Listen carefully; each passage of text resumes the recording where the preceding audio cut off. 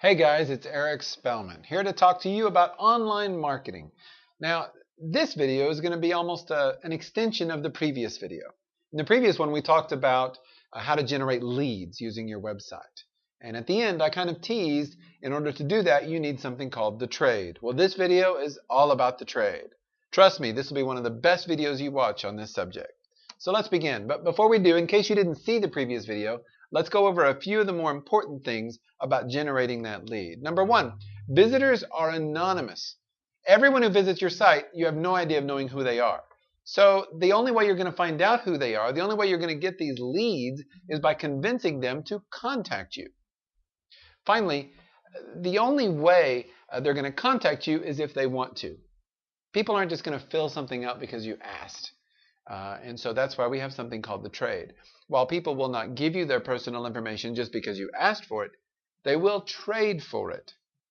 Now, coming up with the proper trade is the key. And if you do this, trust me, you put it on your website, you build this right, you're going to be getting leads every week. That's just how it works. So let's start with where it begins. Number one, you got to get inside their head. In order to understand what your trade is going to be, you have to understand what your customer is thinking about as it relates to what you offer. In other words, what is their pain point? I often ask people, I say, okay, when your customers are trying to think about doing business with you or someone in your industry, what is their pain point? I'll give you a good example. Some of you are going, what do you mean by that? A realtor. How to choose a realtor. So when we build realtor websites, or a good realtor website might have a question on there that speaks to the pain point. Now, what is the pain point? When people want to buy a house, it is one of the largest financial transactions they will ever do. So there's a lot of nervousness. So they sit up late at night, thinking, they can't go to sleep, thinking, how do I pick a good realtor? How do I know if I'm going to get the right price for my house? How do I know I'm not paying too much? How do I know I'm not going to, all these questions, these are called pain points. And so what I'm saying is, as it relates to your product, as it relates to your service, what are the pain points? What are the things people worry about as it relates to choosing someone in your industry? Figure that out. Write them down. Now, once you do that, you might also consider, well, we're not going to get so negative here. Maybe we also want to go on the positive. So what do they desire? Because everyone makes a decision in the marketing world based on either the avoidance of pain or a desire for something. Okay? The avoidance of pain is one of the big ones, like in a realtor. But sometimes people will choose to give you their information if there's something they desire. A good example of the trade in this case is whenever you go to any conference and you go into the vendor booth area, you'll always see some little fish bowls. Now those fish bowls are full of business cards. Now how did that vendor convince someone to put their business card with all their contact information in that fish bowl? Because that vendor was having a contest for an iPad, for something, or the vendor handed them a koozie or something, a coffee cup or something in exchange for that. In other words, the customer's desire for something of value was worth the trade of giving their personal information. So the trade could also be an offer of information. It could be an offer of something.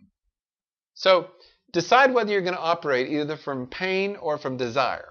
And I know that's a strange way of putting it. But once you figure this out, and by the way, some businesses can do both. And large corporations definitely know how to do both. So once you kind of figure out some of those points, some of those pain points, and some of the things that customer may desire out of it, usually it's either a savings of money or an increase in money, then what I want you to do is generate the top 10. Now listen up. This is the key. So let's go back to my realtor example. So people are nervous about finding a realtor who can get the most money for their house. Well, that would be a pain point.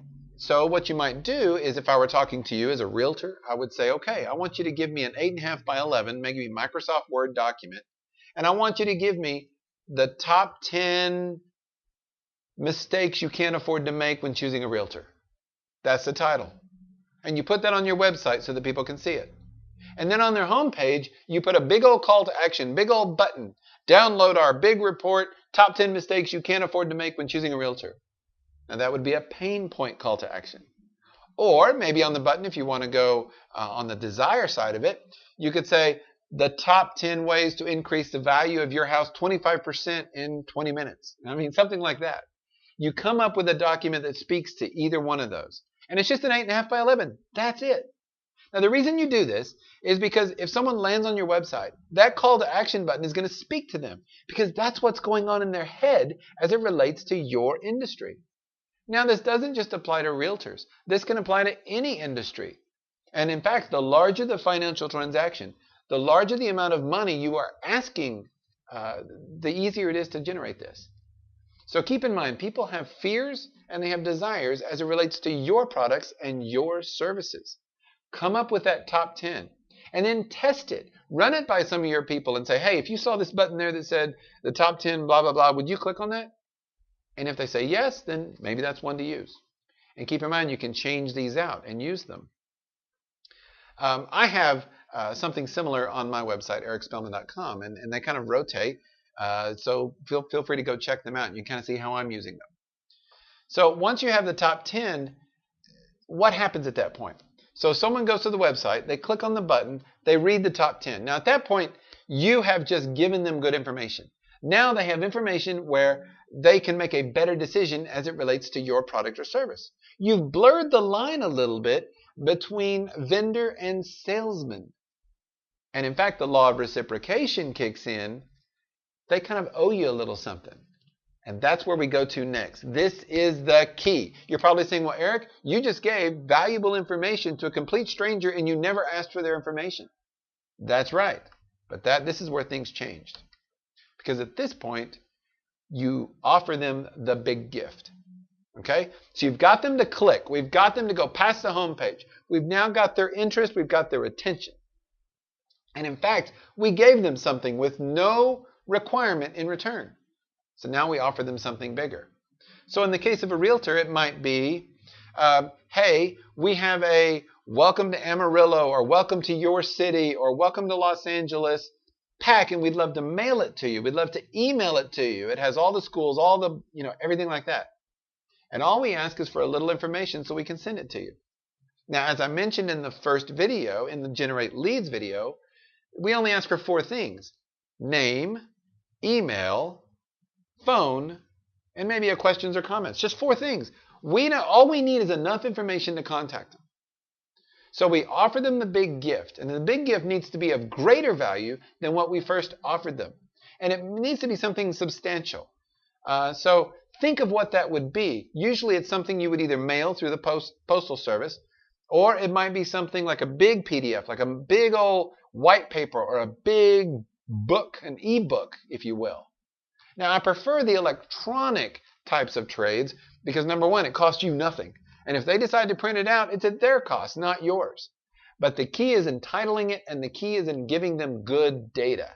You need to offer them something. A lot of places, insurance companies, good example.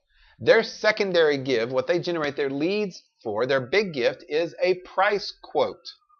And so when they do a price quote, you have to fill in information. Well, you think you're filling in that information to get the price quote, and in fact, it's really for a lead. So that is what we call the big gift. So think of the initial, and then you offer the big one, but you need information to send it. Some people say, well, Eric, why not just ask for the big one first? Well, because of that little thing I mentioned in the other video, there's a little thing called the trust barrier. And people aren't just going to give you their information when you promise something, but you're not going to give it to you till they give you their information. There's no trust yet. And so by giving them the free one first, you've already established at least enough trust to ask for that minute amount of information for the lead. So hopefully you've gotten it. Hopefully you get it. So here's the strategy. You get your top 10. You have a nice call to action on your homepage. They click on it. You give it to them. They feel, wow, that was neat. They've helped me. Second, you offer them something bigger, but it's something you need to email to them or mail to them or something like that. And that becomes your lead. Now, once you get that, you need to call them within 12 business hours, like I mentioned. And that's how you get this going. Trust me, this works. I use this myself, and a lot of my clients do also. If you have any questions, please don't hesitate to give me a call. Please don't hesitate to email me. Let me know. I'd be happy to help. And as always, you can see all of my videos at ericspellman.com.